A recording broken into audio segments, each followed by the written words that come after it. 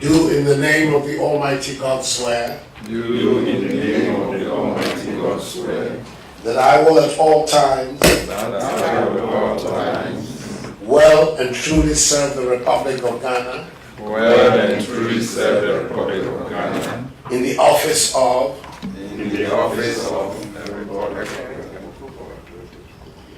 And that I will uphold. Preserve. Protect. And defend the Constitution of the Republic of Ghana. As by law established. So help me God. The next is the oath of secrecy. I holding the office of.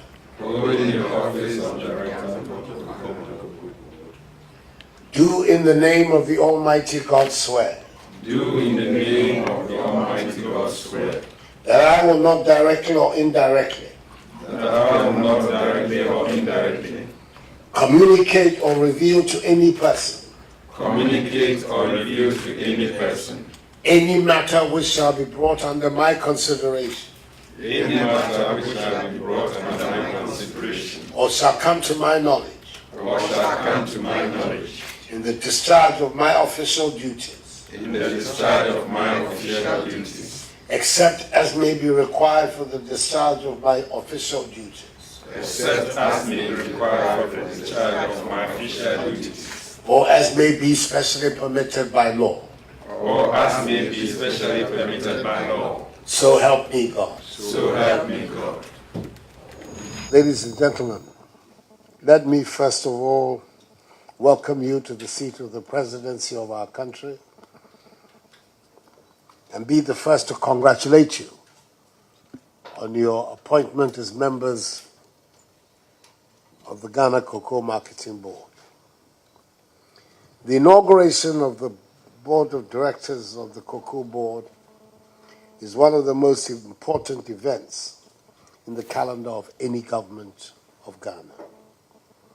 Cocoa has been the mainstay of our nation for over a century. It accounts for over 8% of our gross domestic product and a quarter of our export earnings. It has been our flagship commodity on the international scheme and a source of good livelihood for several generations of Ghanaian farmers. Many of the most important towns of our country, Surum, in Sowam, Dodua, even Kumasi, were built on the back of the wealth generated by the cocoa industry. Unfortunately, in recent years, interest in cocoa farming has waned. Farm productivity has been going down, and cocoa farms today are besieged by illegal mining. The volatility of prices on the world market and a shift in consumption trends have reinforced the decline of the sector. The sector has also recently been awash with stories which are being investigated of widespread corruption in the management of the activities of the sector. The purpose of the investigations is to establish that if these stories are true, the measures are put in place to ensure that they never occur again. Against this background, the government of the New Patriotic Party and I have made a commitment to raising production levels of cocoa to at least 1 million tons and to process more than 50% of our cocoa beans here at home. We have committed ourselves to finding new markets and improving our standing in the cocoa value chain. In other words, we are determined to make it again a lucrative industry. For my government to succeed in this undertaking, we are going to need your full cooperation and involvement. The board has now a new leadership. The chairman is a respected public servant with a very wide experience in national affairs and was for a long time a high-profile employee of FAO. So he comes to the chairmanship of this body with the requisite experience and background, as does also the new chief executive of the board, an academic in the area and another reputed and respected public servant in our country.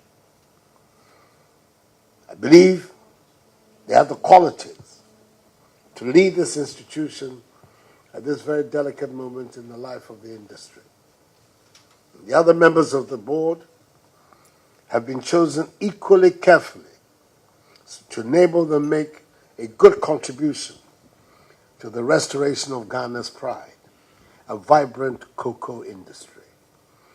It's an onerous charge, but a charge I am confident that the caliber of men and women who are now on the board of the Cocoa Marketing Board are going to be able to discharge.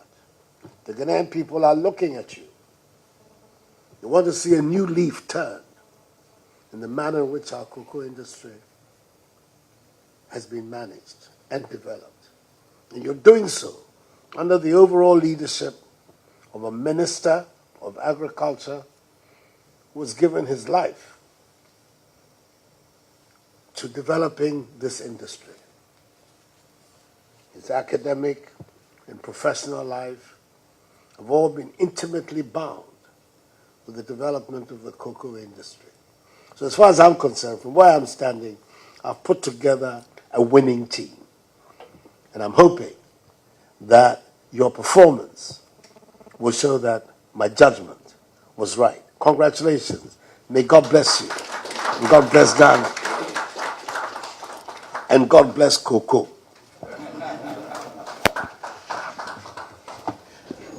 We feel very honored to have been given the opportunity to serve the nation, to superintend a sector of our economy, which, as the President said, is most important for us.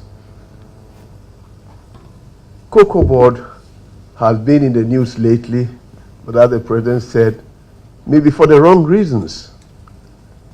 And we have our job cut out for us. But we know that with the backing of the President and the brief and the remit that he's given us, we will rise to the occasion. The myriad of problems, sometimes very daunting. But as the President said, to quote him, he was not elected to complain. And I guess, Mr. President, we can also say you have not appointed us to complain.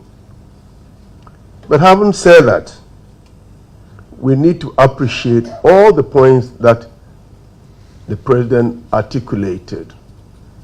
For example, the cocoa prices are falling from about $3,200 per ton to now around $2,200. We've lost a whopping $1,000 per ton. So on the back of a production of 850,000 tons, we've lost $850 million.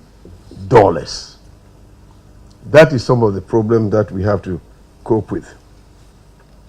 Again, the syndicated loan of $1.8 million that we had hoped to use for this production year, unfortunately, Mr. President, is all gone. And we are yet to finish the purchase of the crops. So it falls on us to immediately try and organize some financing to carry on the process. The decline in production exacerbates the situation, just as farmers are also, the President said, are selling their crops to Galamsey. And smuggling At the borders, also a source of great concern, Mr. President. Huge indebtedness, and I mean huge indebtedness of the sector of the COCOBOD is something that we really have to tackle. Indeed, when you look at it, then the indebtedness or the huge debt overhang of the government itself becomes pales into insignificance. But we have to start do that. Mr. President, we could not agree with you more when you made the point that the cocoa farmers themselves have not been the major beneficiaries of the proceeds from the cocoa. We intend, as a board, to ensure that we are the friends, the advocates for the farmers, the thousands and hundreds of thousands of farmers, and we shall so do, Mr. President, and revert the situation whereby those who produce cocoa will benefit from it. We will rationalize expenditures and establish models for moving the industry forward. For example, I really believe, we believe as members of the board, that we have to look at all manner of procedures in the board, including making dramatic cuts in the salaries, the wages of the top management. And even, Mr. President, after dramatic cuts, they will be higher than the highest under Article 71 of the Constitution. That is what the sort of situation we are dealing with. Transparency will be the order of the day, and with immediate effect, for example, no disbursement will be done more than 2 million cedis if the committee, the finance committee of the board, which I hope to chair, has not approved it. In other words, we have to do what we have to do to make sure that the cocoa industry rises to the million ton production that the president has given us. And all the assignment that he has given us, we will do the best, and we know that with his support and that of the Honorable Minister of Agriculture, Finance and Trade, and the Bank of Ghana, we will be able to do that. Initially, it will be very bumpy, but I mean, as I said, that's why we are here. And the new management will ensure that the best of issues, practices are employed to move the industry forward. Having said that, we want to assure our cocoa farmers that they should have the pride of place in everything that we do. And at the end of the day, they should realize the benefits of their labor. We have distinguished representatives of the cocoa farmers on the board, and they will continue to do the advocacy. But it cannot be the case that those who produce for us to end the foreign exchange are the ones who are going to be disadvantaged. If it is cocoa roads, with the approval of the presidency and the ministers, it has to benefit cocoa roads. If it's scholarships, it has to benefit proper cocoa wards and not people who live in the cities. No, it cannot be the case. And having said that, we cannot also live with a situation where, for example, the cocoa roads has overrun its budget by in excess of 5 billion cedis. We cannot do that.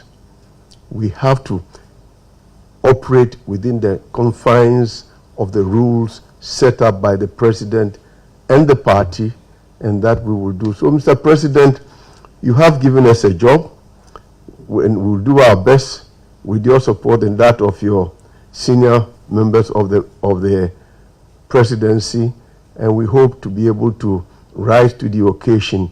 It will take some time, yes, but we will start by reviewing all contracts that have been signed. Because just sometime on cursory looks, you see definitely there are completely out of place. So we will do that. We'll also go further and make sure that value for money is achieved for everybody. And we have to get the COCOBOD staff also with us to understand that the proceeds from cocoa are not only to be used for the staff and what has been invested in that, but we will have to look at it and see how we can also be proactive and help the government to improve the livelihoods of the cocoa farmers.